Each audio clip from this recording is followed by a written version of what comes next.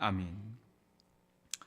오늘은 에필로그 동생들을 찾아 나선 형이란 제목으로 함께 말씀을 나누도록 하겠습니다. 저는 지난주 잃어버린 두 아들 이야기를 마치면서 마지막으로 본문의 비유를 전체적으로 정리할 필요성을 느꼈습니다. 팀 켈러는 탕부 하나님에서 다음과 같이 이야기를 합니다. 흔히 탕자로 번역되는 문구의 현용사 프로디걸은 제멋대로 군다는 뜻이 아니라 이런 뜻도 좀 있는가 봐요. 메리엄 에스터 대학생용 사전에 따르면 무모할 정도로 씀씀이가 해프다라는 뜻이다. 하나도 남김없이 다 쓴다는 의미다. 우리 탕자라고 할 때 탕진하다가 이런 의미죠. 근데 이 팀켈러는 이 단어를 하나님을 향해서 대입하는데 저는 여기서 좀 충격을 받았습니다. 한번 들어보십시오. 비유 속의 아버지는 예수님이 아주 잘 아셨던 하늘 아버지를 상징한다. 사도 바울은 하나님께서 그리스도 안에 계시사 세상을 자기와 화목하게 하시며 그들의 죄를 그들에게 돌리지 아니하시고 라고 썼다. 예수님이 우리에게 보여주는 하나님은 앞뒤 재지 않고 아낌없이 다 내주시는 분이다. 그런 의미에서 그분은 자녀인 우리에게 그야말로 탕부이시다. 탕진하는 아버지시다라는 거죠. 하나님의 무모한 은혜야말로 우리의 가장 큰 소망이요 삶을 변화시키는 경험이며 이 책의 주제도 바로 그것이다. 하나님의 무모한 은혜야말로 우리를 구원하는 능력이 된다라는 것을 이제 보여주는 이야기가 바로 이 탕자 이야기다라는 거죠. 저는 이 부분이 참 놀랍다고 생각합니다. 우리가 알고 있고 믿고 있는 이 복음을 가장 선명하게 보여주는 이야기가 우리가 살펴봤던 잃어버린 두 아들 이야기입니다. 사는 성도 여러분, 복음이란 무엇입니까?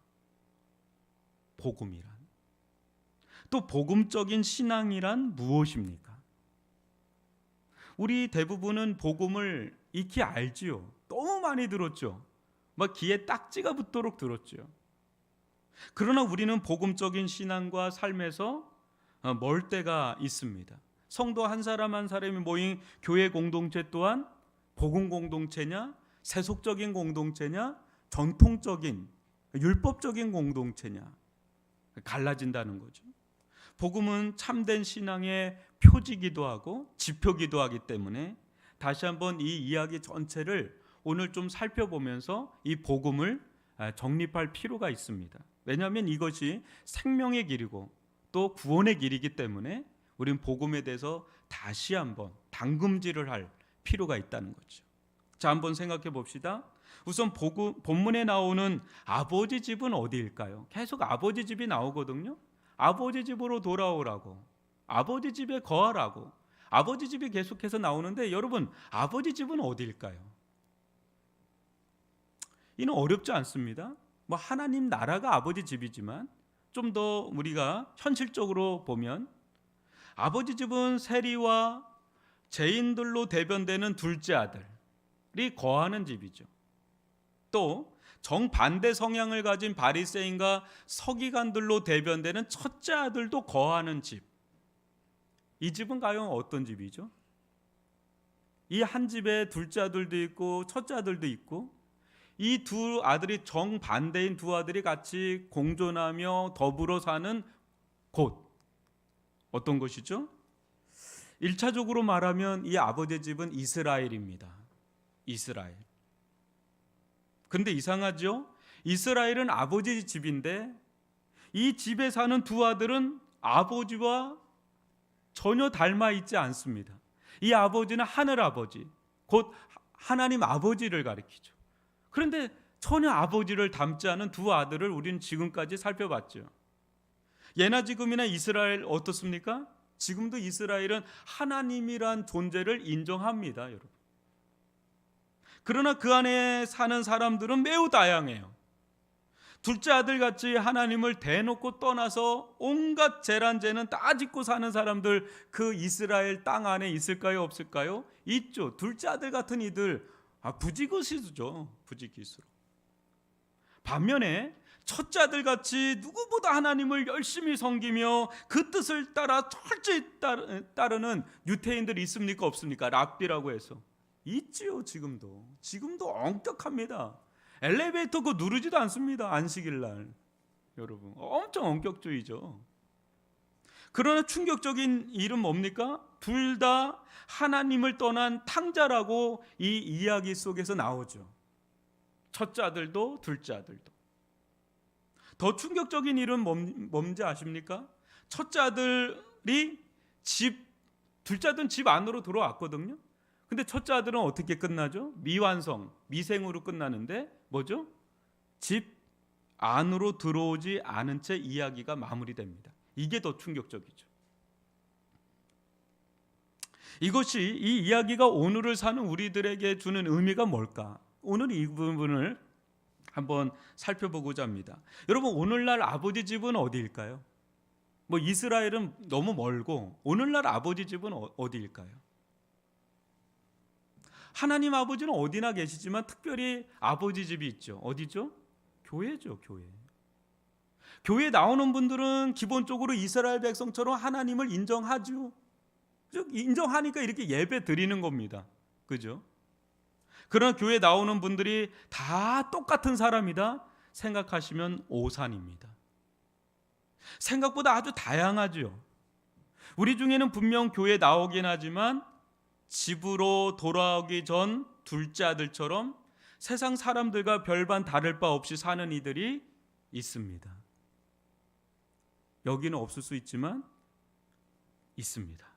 그렇죠? 그래도 교회는 떠나지 않고 나옵니다. 저는 예전에 예배를 부목사일 때는 예배를 지키는 안내하는 사람으로 뒷자리에 많이 서 있었습니다.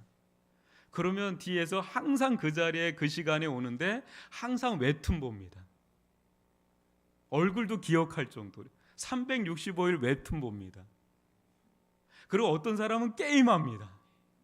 처음에는 왜 저러나 싶습니다. 그러나 저러다가 은혜 받으면 변화되겠지 하고 내버려 둡니다. 더 놀라운 사람은 목사님 축도할 때 들어오고 축도 끝나면 나가는 분들 있습니다. 근데 목사님 설교가 늘 다른데 그분은 정확하게 목사님 설교 끝나는 시간을 마치 귀신처럼 아는 듯이, 죄송합니다, 정확하게 오고 정확하게 나갑니다. 놀라운 사람들이 너무 많아요. 별의별 사람들 너무 많습니다. 그래도 교회는 떠나지 않습니다. 그러다가 정말 아버지 집을, 교회를 떠나는 이들도 있죠. 흔히 가난한 성도라고 부릅니다. 또 어렸을 때까지는 교회 다녔다가 한참 세상에서 방황하다 아버지 품으로 돌아온 진짜 탕자 같은 분들도 있습니다. 어떤 이는 교회를 한 번도 다닌 적 없다가 세상 온갖 풍파와 고난을 겪다 극적으로 돌아온 분들이 있습니다. 바로 저 같은 사람이 여기에 해당합니다. 이런 분들은 구원의 감격과 은혜 속에 나 같은 죄인 살리신 주은혜 놀라와 찬양하고 울고 회개하고 감사하고 하나님께 영광을 돌리는, 꺼이꺼이 울면서 눈물로 예배드리는, 저는 3개월을 예배를 드리면서 눈 퉁퉁 부는 남자, 부산 상남자를 본 적이 있습니다. 모르겠대요. 그냥 계속해 눈물이 나온대요. 이런 자들이 본문에 나오는 복음으로 거듭나서 예수님께 나온 하나님의 자녀들입니다. 반면에 교회 안에는 이런 분들과 정반대 성향과 삶을 사는 이들도 있죠. 소위 법 없이도 살 분들이 있습니다. 딱 보면 반듯해요. 빈틈 없고요. 예의 바르고요. 타의 모범이 되는 분들이 있습니다. 또 모태신앙인 분들도 있죠. 태어날 때부터 줄곧 교회는 아버지 집이라고 여기며 영적 모범생으로 자란 분들도 계시지요. 그러다 갑자기 둘째 아들로 변하는 분들이 있어요. 나이 먹어서 교회를 뛰쳐나가는 분들이 있어요. 내가 너무 교회만 있었다 하고 나갔다가 한참 방황하다 돌아오는 분들이 있고, 겉으로는 티내지 않지만 속에서 숱한 방황을 합니다. 하나님은 살아계신 것 맞나? 어릴 때부터 교회 나왔지만 하나님 살아계신 것 맞나? 나는 인격적으로 하나님을 만난 적이 없는데 이거 어떻게 해야 되나? 이렇게 속으로 방황하다 하나님을 깊이 만나는 그런 이들도 또 있습니다. 또 이런 종은 방황 없이 영적 엘리트처럼 쭉 산 분들이 있습니다. 너무 부러운 분들이죠. 어릴 때부터 반듯하게 자라다가 수련회 때 은혜 받고 별로 인생에 풍파 겪지 않고 그냥 반듯하게 자라는 분들 더러 또 있습니다. 그죠? 교회 안에 얼마나 다양한지 몰라요. 지금 이 안에 앉아 있는 분들도 다 다릅니다. 이게 앉아 있어도. 그러다 거의 예외 없이 은혜로 구원받았다 해도 시간이 지나고 세월이 지나면 점점 본문에 나오는 첫째 아들처럼 되는 경향이 있습니다.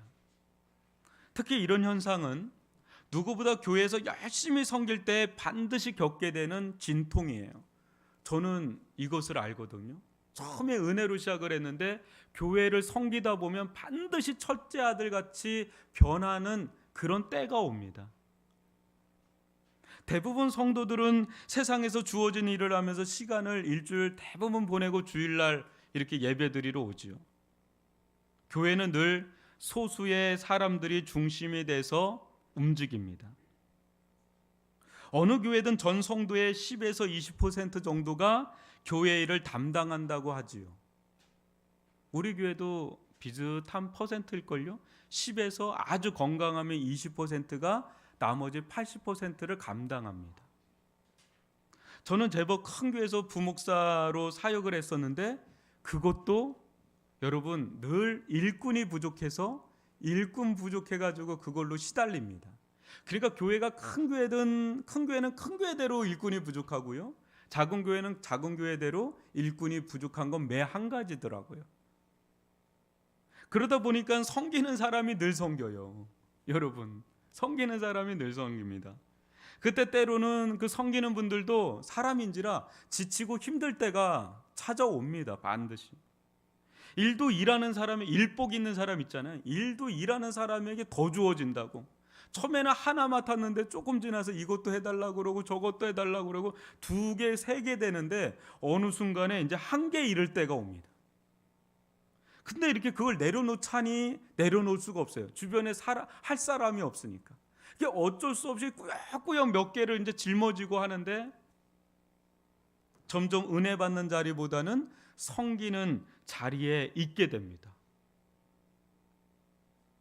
은혜 받을 시간보다는 섬기는 시간이 더 많아지게 되는 때가 옵니다. 저는 그걸 너무 많이 경험을 해서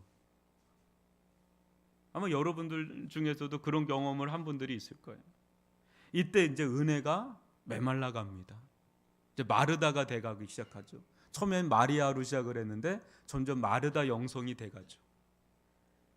속에서 짜증나고 화가 나죠. 왜 저 인간은 안 하지? 왜 나만 하는 거지? 막 이런 생각이 막 듭니다.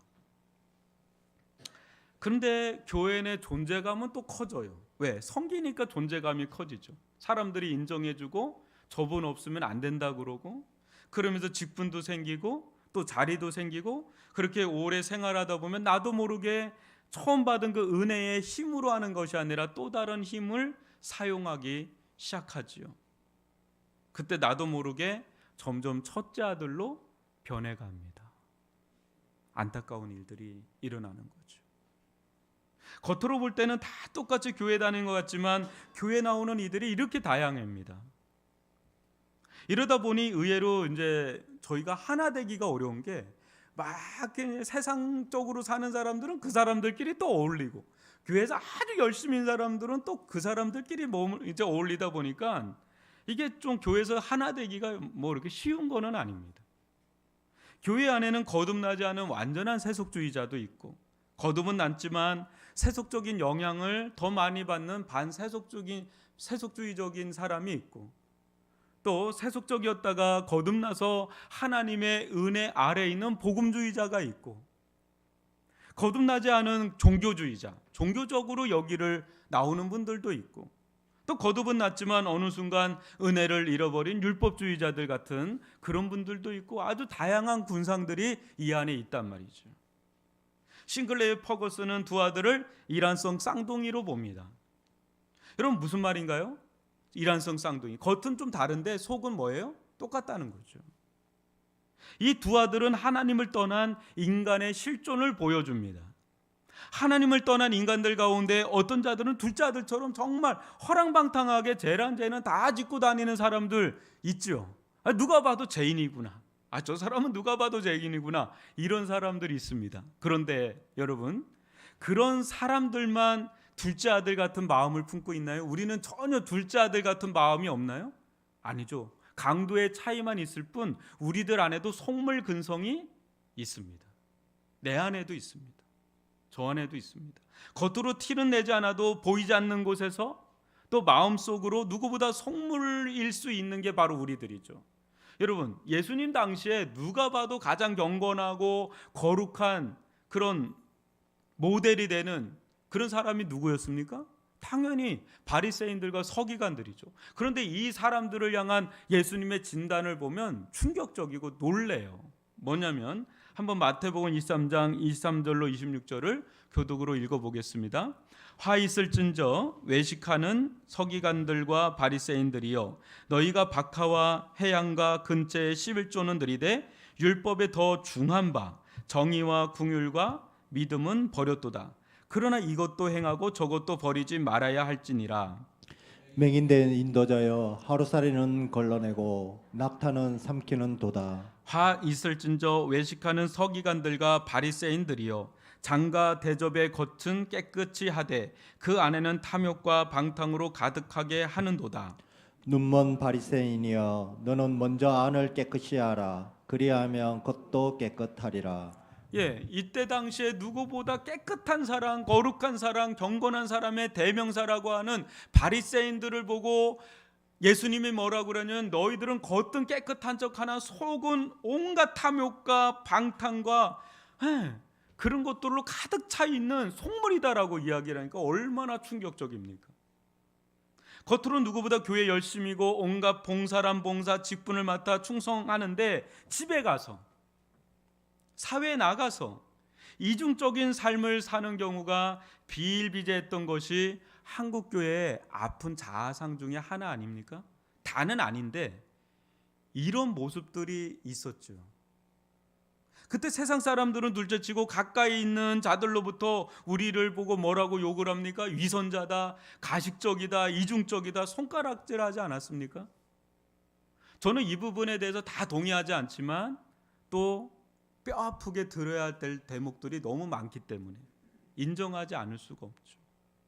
차라리 거룩한 척, 또 경건한 척이라도 하지 않으면 이런 말을 덜 들을 텐데, 온갖 생색은 다 내면서 어느 때는 세상 사람들보다 더 돈 밝히고 출세 지향적이고, 또 성공이라면 편법도 마다하지 않고, 교회에서조차 돈 있고 힘 있는 자들이 종이 되어 섬기는 그 직분의 자리를 힘을 행사하는 자리로 변질시키는 그런 것들을 볼 때 많은 사람들이 실망하고 교회를 떠나가는 일들이 하루 이틀의 이야기가 아닌지라, 아마 저뿐 아니라 우리가 다 이제는 이게 내성이 걸릴 정도로 너무 많이 들은 터라 이게 우리들의 일그러진 자아상 중에 하나지 않습니까?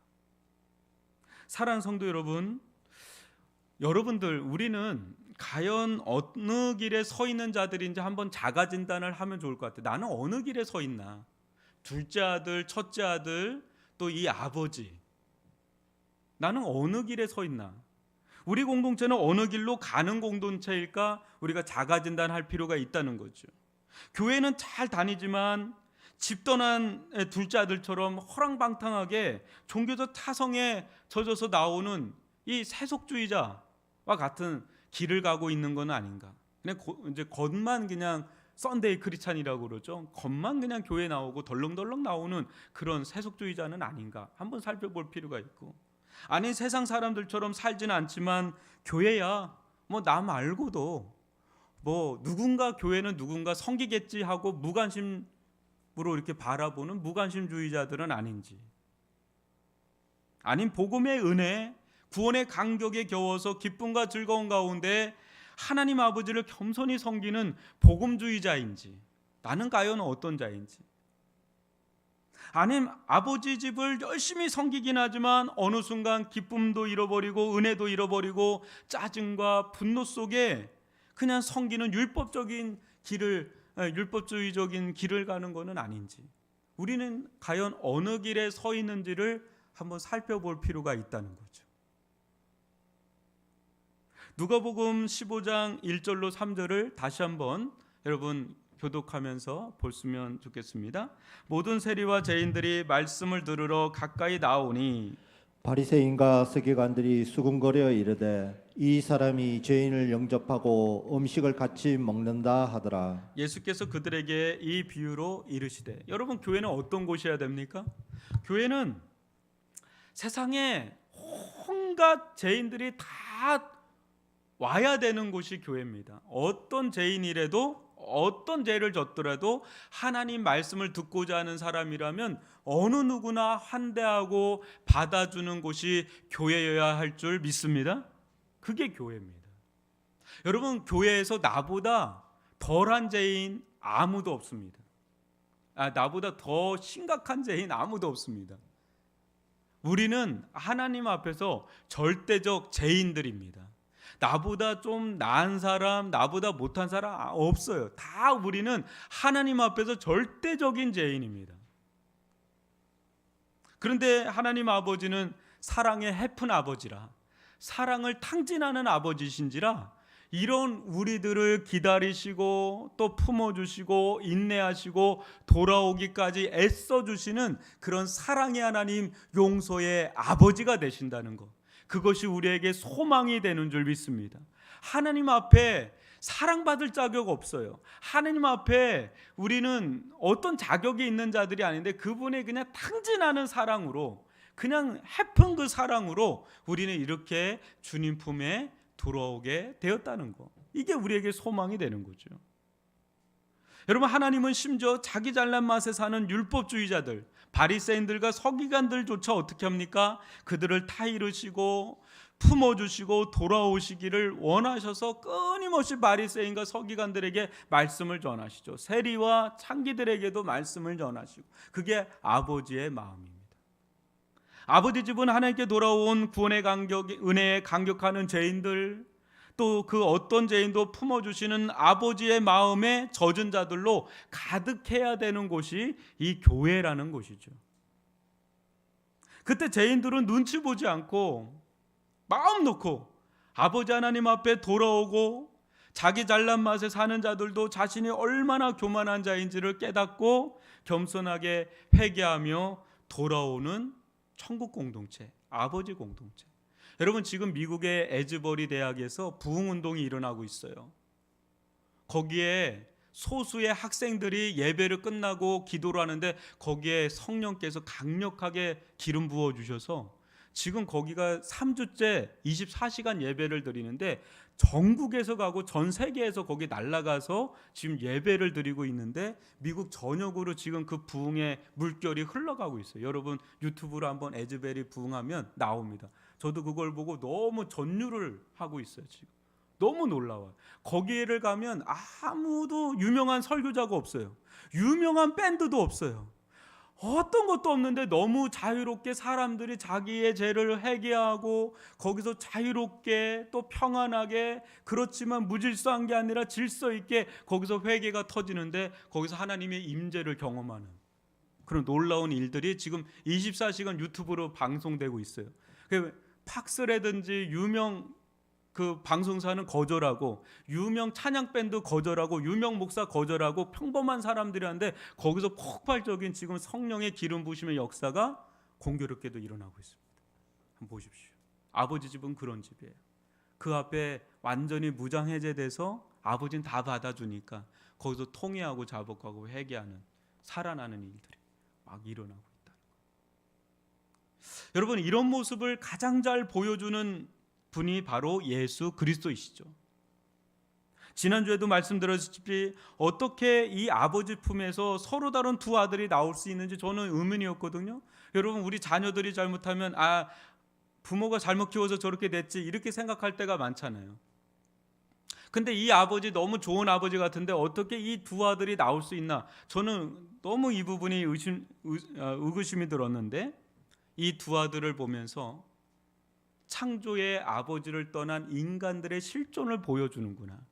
그리고 이 모습은 바로 나구나. 여러분, 우리 안에, 내 안에 둘째 아들 같은 속물근성이 있습니까? 없습니까? 있죠. 근데 동시에 첫째 아들 같이 누군가를 저격하고 싶고 정죄하고 싶고 판단하고 싶은 바리새 영성, 바리새 근성, 이 율법적 근성이 우리 안에 또 있습니까? 없습니까? 나도 죄인이면서 누구를 저격하고 누구를 정죄하고 있는 이 모순 덩어리가 우리들 아닙니까? 이상해요. 나도 죄인인 거 내가 인정하는데 나보다 더 죄인 같은 놈을 보면 나도 막 정죄하고 싶고 판단하고 싶고 꼭 그래요. 이게 우리들이란 말이에요. 둘째 아들, 첫째 아들이 다 우리 안에 있는 게 바로 우리예요. 하나님을 떠난 인간들의 실존을 보여주는 게 첫째 아들, 둘째 아들이다 이거죠. 여러분, 첫째 아들과 둘째 아들 같은 마음을 갖고 있으면 절대 아버지가 안 보입니다. 아버지를 놓칩니다. 아버지의 마음을 잃어버린 그 마음은 그 마음 자체가 지옥입니다. 여러분, 아버지를 잃을 때 결국은 우리 자신도 잃습니다.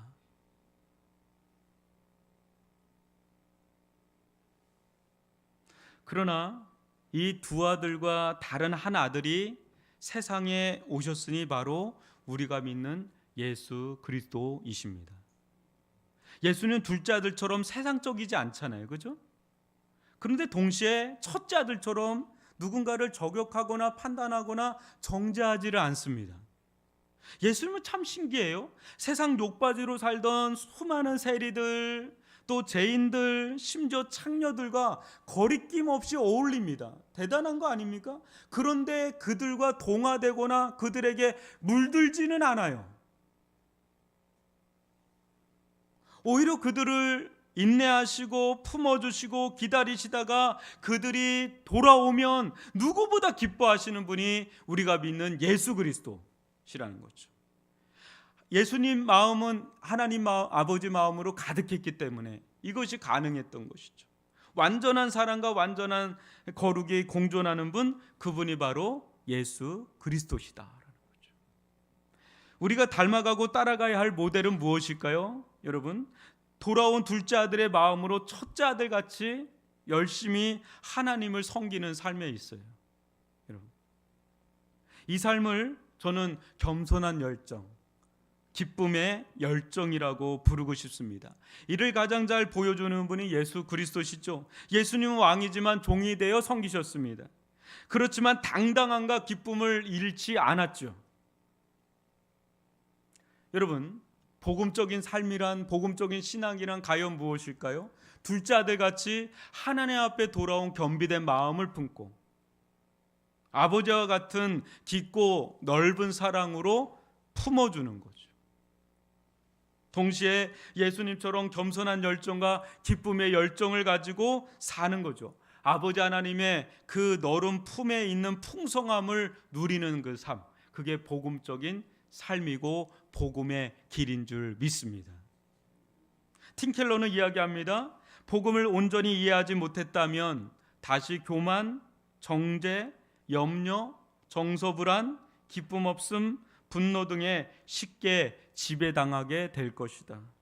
형부리의 사람들은 삶의 상황 속에서 분노가 들끓고 쓰라린 원한이 오래가고 인종이나 종교나 생활 방식이 다른 이들을 얕보고 기쁨 없이 고역에 시달리듯 살아가며 기도 생활에 친밀함과 기쁨이 별로 없다. 또 정서불안이 심해 남의 비판과 거부에 대해서는 가민한 반면에 남을 정죄할 때는 가차없고 냉혹하다. 얼마나 비참한 모습인가. 그렇다고 방황하는 동생의 길이 더 낫다는 건 물론 아니다. 이렇게 이야기를 해요. 우리에게는 진정한 형이 필요한 거죠. 둘째 아들도 아니고 첫째 형도 아닌 진정한 형이 필요한데 진정한 형이라면 여러분 이런 상황에서 아버지의 집을 떠나서 어디에 있는지, 어디에서 죽었는지 살았는지 모를 동생을 향해서 이 아버지를 위해서 어떻게 하겠어요? 찾아 나서죠. 이 형이 진짜 아버지의 아들이겠죠. 예수님은 하나님과 거리가 먼 우리들에게 직접 찾아오셨죠. 그리고 마치 아버지가 유산을 전부 내어주듯이 자신의 생명 전부를 우리에게 내어주셨죠. 아버지의 마음으로. 우리를 찾아온 형이죠. 진짜 형이죠. 그때 우리는 예수 그리스도로 옷 입고 성령의 가락지를 끼고 하나님 자녀의 신발을 신고 천국의 살진 송아지를 풍성히 먹는 천국 잔치로 들어오게 된 거죠. 기독교는 기쁨입니다. 기독교는 기쁨이에요. 잔치라는 거죠. 잔치. 이 기쁨을 만난 자들은 이 형처럼 잃어버린 또 다른 동생들을 찾아 나서죠. 내 안에 있는 이 기쁨을 아직도 모르는 또 다른 동생들에게 찾아가는, 그렇게 해서 찾아가 집 안에 있는 탕자들, 집 밖에 있는 탕자들, 그들을 향해서 찾아가면서 그들이 주님께로 돌아오면 누구보다 기뻐하는, 천국의 기쁨에 같이 참여하는 희열을 누리게 되는 그 은혜를 누리게 되죠. 지금 예수님은 이 비유 이야기를 통해서 이 비유 이야기에 또 다른 아들이 숨겨져 있어요. 바로 이 이야기를 하고 있는 예수님. 이 이야기를 하고 있는 이 예수님이 바로 숨겨진 하나님의 진짜 아들이라는 거죠. 그 이 아들과 같은 마음을 품은 자들이 이 땅 가운데 일어나기를 원하는 거죠. 그 자들은 어떤 죄인도 품고 가로막지 않고 바리새인들처럼 바리케이트 치지 않고 어떤 죄인도 받아주고 그들이 하나님 아버지께 돌아오면 누구보다 기뻐하는 공동체. 여러분, 여기 새 가족이 옵니다. 우리 교회 가운데 누군가 옵니다. 낯선 사람이 옵니다. 그러면 아버지의 영성을 가진, 진짜 형의 영성을 가진 자들은 우리끼리 모여 있는 것이 아니라 그네들에게 다가가서 뭐 필요한 거 없나요? 같이 함께 해주겠습니다. 오늘도 일부 예배 드리는데 늘 새 가족처럼 오시는 분인데 얼굴이 뭔가 안 좋아요. 위에서 어떤 일 있으신가요? 했더니 눈물 푹 쏟으시더라고요. 아버지가 쓰러지셨다고. 같이 기도했어요. 그분이 있는지 여러분들은 잘 모르실 수 있는 분입니다. 그런데 그런 분들이 우리가 가야 될 동생들이에요. 만약에 우리끼리 이렇게 막 뭉쳐있고 우리끼리 좋은 공동체라면 굉장히 위험한 공동체가 될 수 있어요. 새 가족에게 가서 또 새 가족을 넘어서 믿지 아니하는 사람들에게 가서 형의 마음을 가지고 가는 거죠. 숨겨진 진짜 아들, 예수님의 마음을 품고 아버지의 마음을 품고 어떤 어려움을 당해도 그네들을 기다리고 인내해주고 품어주고 돌아올 때, 그때 그 기쁨은요, 전도해본 분은 압니다. 그 기쁨이 얼마나 큰 기쁨인지. 저는 우리 공동체가 그런 은혜를 누릴 수 있기를 주님의 이름으로 축원합니다. 마르틴 루터의 말대로 우리는 끊임없이 복음으로 재설정되지 않으면 언제든지 둘째 아들로 가든지 언제든지 첫째 아들로 가든지 온탕 낸탕 하듯이 그냥 첫째 아들 됐다고 둘째 아들 됐다가 우리는 제3의 아들 예수 그리스도를 닮아가야 되는 그 길로 갈 수 있기를 바랍니다. 그것이 우리가 가야 될 복음의 길인 줄 믿습니다. 복음의 길을 갈 때, 예수님의 발자취를 따라갈 때 거기서 생명이 일어나고 거기서 구원이 일어나고 거기서 치유가 일어나고 거기에 천국 공동체가 되는 줄 믿습니다. 여러분, 둘째 아들처럼 넘어질 수 있죠. 우리도 둘째 아들처럼 넘어질 수 있지 않나요? 그때마다 여러분 예수 그리스도를 바라볼 수 있기를 바랍니다. 또 여러분이 첫째 아들처럼 너무 잘 살아요. 너무 반듯하고 빈틈없고 물 찔러도 피 한 방울 나지 않을 것처럼 아주 올곧게 사는 사람이라 할지라도 여러분 자신을 보지 마십시오. 그러면 교만해집니다. 우리는 첫째 아들이라도 예수 그리스도를 볼 수 있기를 바랍니다. 첫째 아들이든 둘째 아들이든 예수 그리스도를 보는 공동체가 되기를 바랍니다. 그때 생명을 살리는 공동체가 되는 거죠. 흥분했습니다. 아버지의 마음을 품은 공동체가 되는 거죠.